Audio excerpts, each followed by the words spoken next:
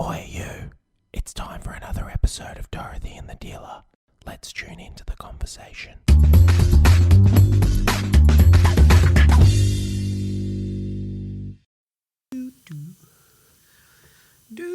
you remember that song? You know what you should do is the Mission Impossible theme. Well, do the Mission Impossible theme because that's going to relate to today. We are recording already, by the way. Hello. Welcome to 2022, lovelies. That was 𝗪𝗚𝗧𝗪.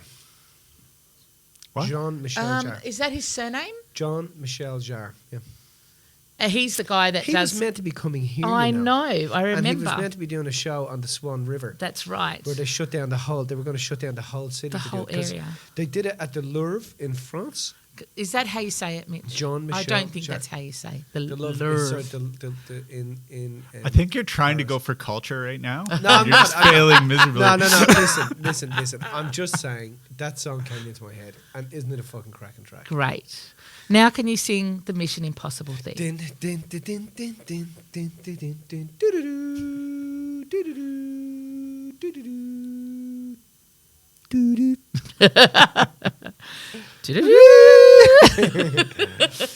I can't believe we wasted 3 fucking minutes of it. Anyway, so actually, yes, because you know we were coming on here talking about technology. We've actually said the last couple of podcasts that we need to talk about technology. Brand new year, and I'm just thinking about. Do you remember? Oh, I don't know whether you were in Australia or not, Mike, at the time, but on the television.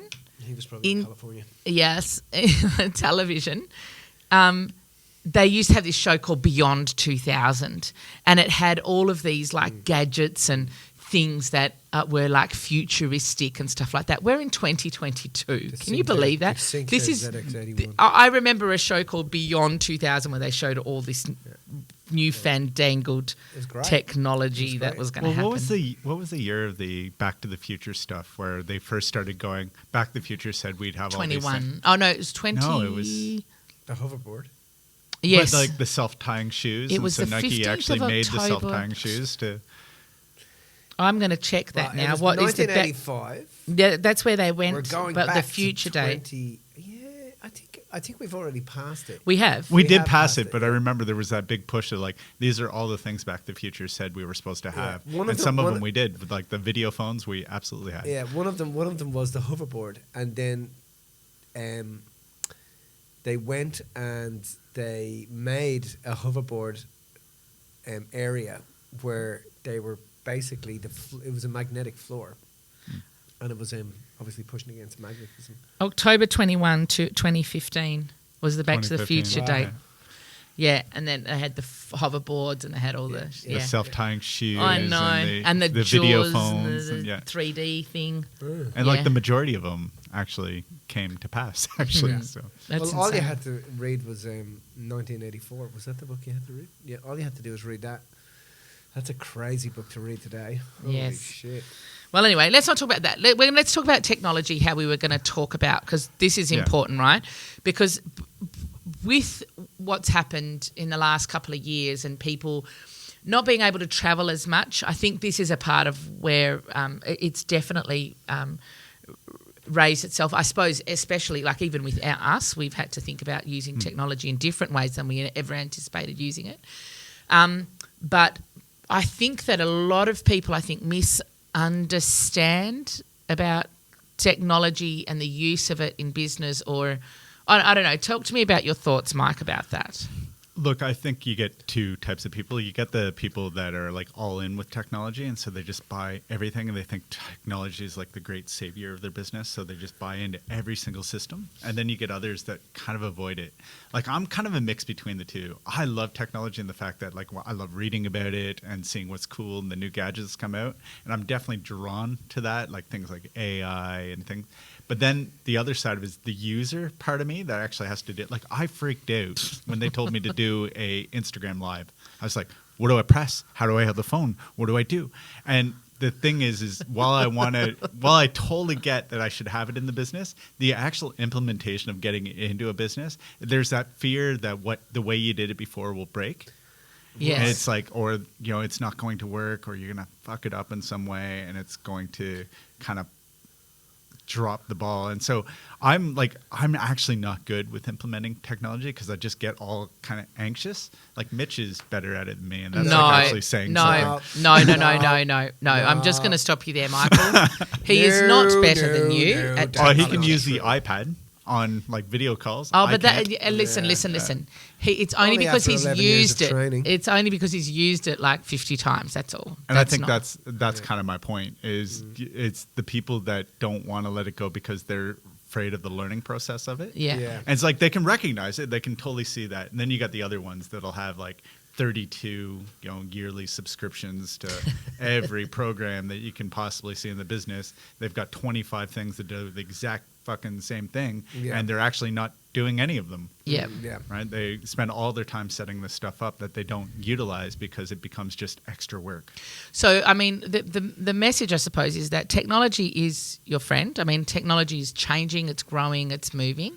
It is your friend, but it's like, it's not about going all in or being so avoidant of it. It's about finding the happy balance, right? Oh, it is. Or the happy medium. We were doing the Mission Impossible earlier, right? And I was watching old Ethan Hunt, and I was watching the team. And every time, so I've got this rule that says, like, I have to do something for myself that's like good for my mind every day.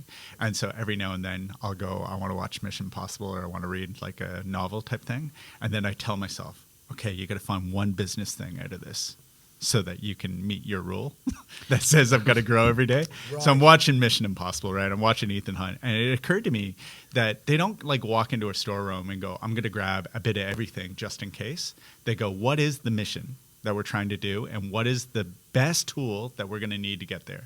And they go with the latest, greatest. Yeah. So technology is your friend. But just like real friends, you're not going to befriend everybody in the world. You're going to pick the ones that are most like you, or that kind of help you when you're useful. What's the one you're going to use? The Aston Martin, please. I'm definitely going to need the Aston Martin every single time. You need the Aston Martin. Like James Bond is very much the same, right? He literally does go into a room where they have absolutely everything, but he only grabs what he's going to need. And you've got to kind of look at technology in your business kind of the same way. It's like, what do I need to really kind of leverage my time or scale this thing? I think that people misunderstand. We were talking about this before, right? People misunderstand that they think that they have to change everything, and that means that, maybe the product has to go online, or it's not necessarily changing everything. It's changing the right things, or it's about, I think the intention with the use of technologies is it going to make it more efficient? Is it going to make you achieve that vision in a more efficient way? Is that correct? Is that how you would see it? Yeah, that's it. Like, I was working for a big corporate company, and I don't want to get into trouble, so we'll just call him 𝗪𝗪𝗪𝗪. Right? I'm in there working on this. I'm working in this business, and they get the technology team to come in and redesign our systems. Yeah. And we go from 45 minutes on the average recruit to 3.5 hours. So we couldn't actually do as much recruiting because of the system. Oh, really? And people bring in systems, and it does the same thing. And they go, we're getting ahead because we're using the greatest, latest technology. No. But it hasn't actually done what they wanted to in terms of an outcome. So we literally went from, it took us 45 minutes to do the interview and the input of all the data to a system that took us 3.5 hours to input all the data. Shit. And then now I'm using that data. Yes, it gave me extra search capability, but the amount of time it took me. Yeah. And I remember sitting down with the IT guy, and I go, what was the point of bringing in the system? He goes, it was to save you guys time. I'm like, how do you think you're going with that? He goes, I think we're going pretty well. Yeah. You can find people quicker. I'm like, it takes me 4 hours to put in the information. It is not saving me time. But I think there's a couple of things there. The first thing is sometimes people dive into technology as an avoidance of doing what actually needs to be done. So I think that, and that just creates paralysis by analysis, and then the person can't actually get anything done. But they have to, they have the best gear, the best. Well, equipment. I think in an example like that, don't you think it's like that they actually haven't done the research about, is it going to give him the effectiveness? Because it's reduced the time maybe in finding a person, but it's added time in in managing the person or in inputting the data. Yeah. So he thinks he's saving time in one respect, but at the end of the day, he's not. So it sounds to me like that it's more of a hasn't done his due diligence about the technology itself, and that it's actually going to do what you've set it out to do. Do you know what I mean? Yeah, I mean, And 100%. it would have been possible, to be honest. But what happens is, like with all technology can do basically anything. You get into it, and then you start going, oh, that'd be cool. Oh, that'd be cool. And you keep turning on these buttons, and you get lost down this track. Yeah. Like, you ultimately want it to save you time. So you just go, what is the major block? So what is the major chokehold that I have to being able to do this 10 times more? So right Mitch now? is saying then that you're saying that they're subconsciously that they're using that whole process to sabotage their actual success because they don't have to. They can blame the technology instead of blaming themselves. The bad tradesman, bad business person blames the technology. Yeah. But I also think that in terms of just in terms of what you were talking about, Mike, where you're talking about getting better technology. And when we have I remember years ago a buddy of mine who was just a tech head said to me, your business doesn't get any easier.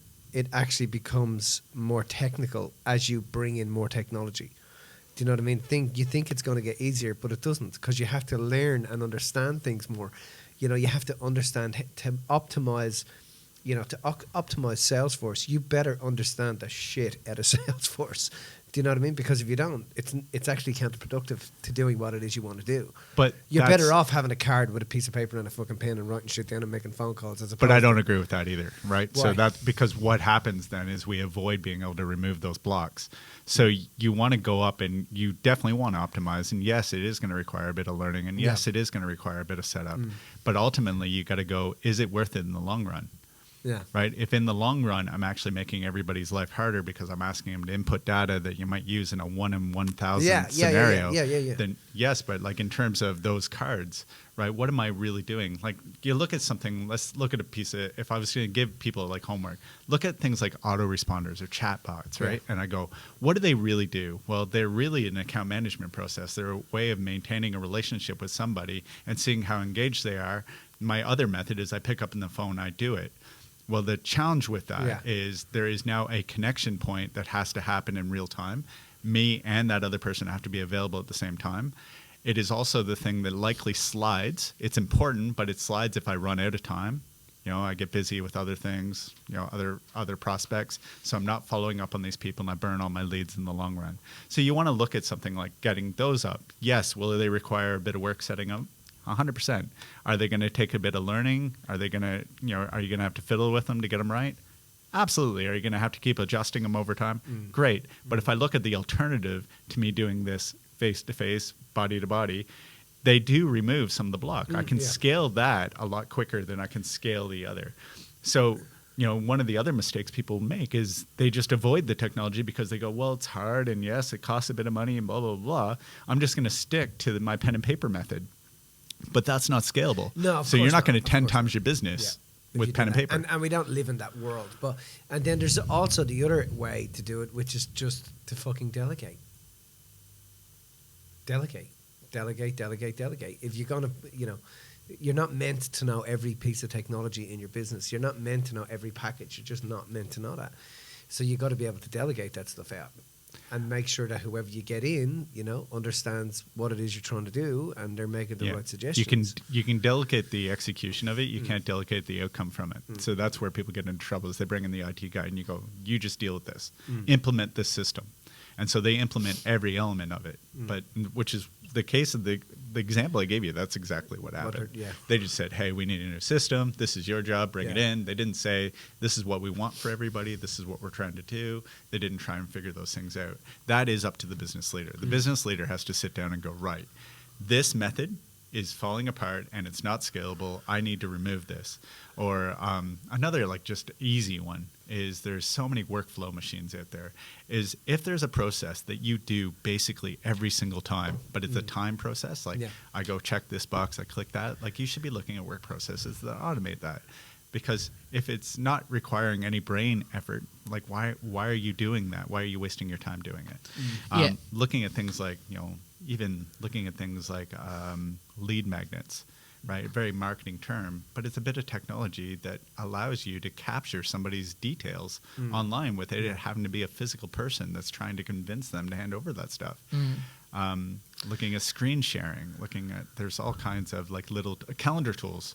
How many times as a salesperson, Mitch, you grew up in sales, same with me. Yeah. How many times did you go back and forth with people over your course of your life trying to book an appointment so you can have a conversation, right? And they have like calendar tools now where it's literally like, here's access to my calendar, pick a time that works for you. Yeah. So the key then is, just listening to you guys, is that you have to have like technology. A key factor with technology is it has to save you in terms of your resources. It's got to save you, and your resources can be time, it can be money, but time is a specific one that technology can help with. Yeah, because instead you of can't manually, ever have more. Pardon? Because you can't ever have more. More right? time. You're just on a dwindling hourglass of time. Right? Yeah, you've only got 24 hours in a day. You can't automatically have 26, 27, or people 30. have been trying to figure that out for a while. Yes, doesn't happen. So anything that maximizes time and that can use technology to maximize time is an amazing opportunity for people to go ahead and use in their business, right? So anything that we used to have a rule, anything that we'd say 3 times, then we chuck it into a video, record it so that it's out there, because then it saves us having to constantly say it. It's there. It's been said. We can refer someone to it. Same with technology. If there's a way that you can do things that you don't actually have to manually do it, off you go and get technology to make that happen for you, right? And the second thing, though, is that there's no point in you saving that time unless you're helping yourself to scale your business in some way, right? Technology has to assist you to be scalable. So that means that instead of me, answering this phone or sending all these emails manually, I can then spend my time helping customers, doing something that's different. I can scale my business in a different way, and therefore technology is like perfect for being able to do that, right? Absolutely. Like if I was to just if I'm in business, right, one of the things I have to do is grow that business, 100%. Right? If you're not growing it, it's dying. We all know that. You can't really just maintain it. So one of the things you're going to have to really focus on is marketing. Now, technology in terms of marketing is really, really powerful. Now, I can spend my time calling you up and getting you ready to the point where you're ready to buy mills, or I can use things like autoresponders, lead magnets, squeeze pages, webinars as a way of going from one action to many, as opposed to a one-to-one action. Now, here's the thing that kind of makes it sense. Like we're in Perth, Western Australia, right? I grew up in Canada, not California, where everything was 24 hours. So you go to the grocery store at everything's midnight. Open 24 hours. Yeah, so you can go to the grocery store at midnight. It didn't matter. But here, everything closes at 5:30. Yeah. Do I want to spend 8 o'clock till 5:30 every day warming up leads, or do I want to spend the day closing them? Closing them. Right? So if I can use technology as a way of getting that, like anybody that's got a business right now that is not using autoresponders, not using lead magnets, not using squeeze pages or landing pages, not using webinars. And by the way, the first time you use these things, you're going to fucking suck.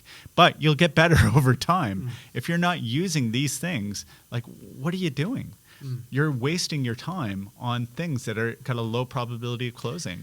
Looking at things like screen sharing so that you can do your presenting online, using things like DocuSign and other contract tools so that you're not having to waste that time just to get a signature on a piece of paper. Looking at, using calendar tools so that you're linking up with people as opposed to going back and forth. So this is one of the things that we've always said about business, right from the get-go. The way you grow your business is that you delegate your low priority tasks to somebody else, and that's their high priority task. So for me, it would cost me more. It would cost this business more for me to be standing at a photocopier just photocopying stuff. I can delegate that to someone who loves that and would love to do that, and that's their highest priority, right? But by the same token, we're saying exactly the same thing with technology. Actually, the stuff that is a low priority for me to do that technology can handle, we give it to technology to handle, is basically what we're saying. And that's what helps scale the business. But I really like what you said, Mike, about the fact that you can't delegate the outcome. So as the business owner, as the business leader, the outcome is what is the actual purpose of this technology? What is it actually going to do?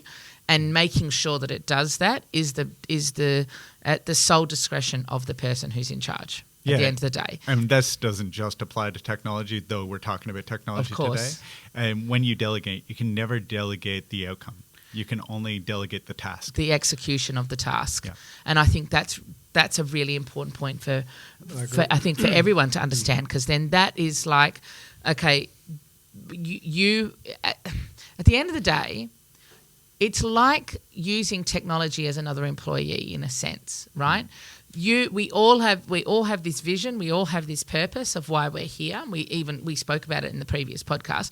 We have this vision, this purpose why we're here, but like a different person handles the execution of the marketing, a different person handles the execution of the administration, a different person handles the execution of XYZ. So you just get technology to handle the execution of certain elements of the business. And it's about finding that sweet spot where you're not spending all your money and all your time just trying to technologize everything. Do you like that word? Technologize everything. So make everything technical. You're actually making it the most efficient, the most effective, the most cost effective as well as time effective. Yeah, and do it in small chunks. Don't go for everything all at once, right? Like, yes, stage it out. So everybody that's like seen that, everyone's gone on technology because now, Zoom just like boomed in 2020, when nobody could go anywhere or do anything. And everyone, did you find, I don't know about, I found everyone was trying to go, right, how do I do everything online now, right? But that's not necessarily what we're talking about. You don't have to do everything online. You just have to use the tools at your disposal to get to the outcome. Yeah, it might make sense, right? If I'm not able to travel anymore and I've got people all around Australia, then yeah, I want to go, how can I do that without traveling?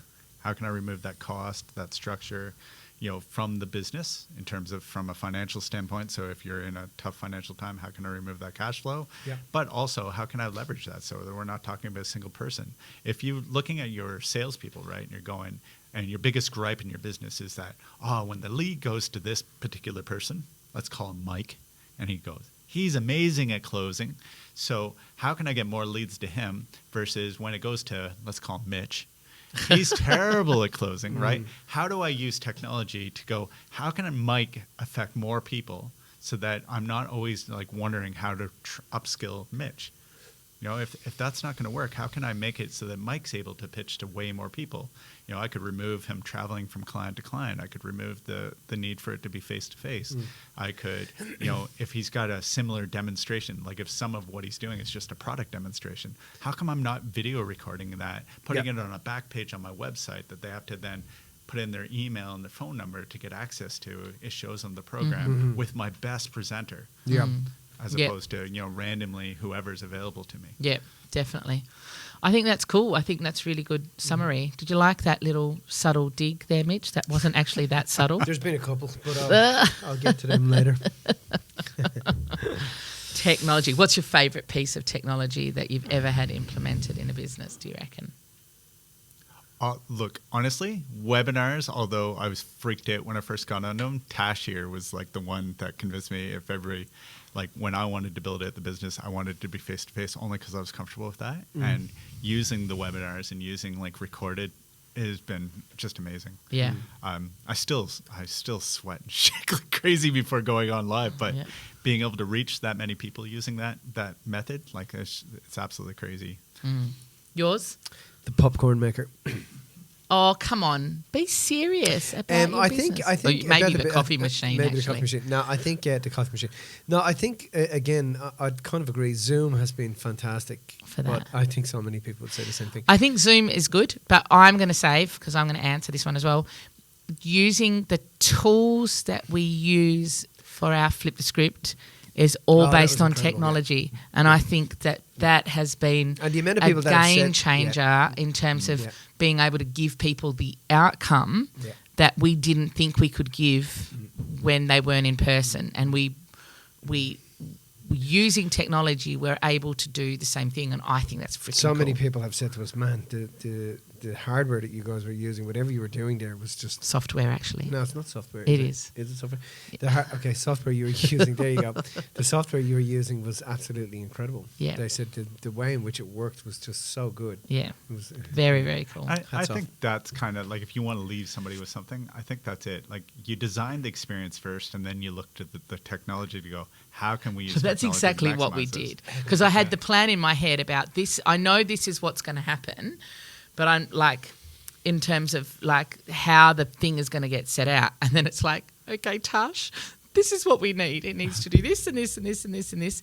But you can't move on here, and they can't see this here, and they can only see this part of it, and all the stuff and all the coding in the background that needs to happen. I take my hat off. I always say hats off. I take my hat off to people who you can wear do a it. couple of hats in the Maybe. middle.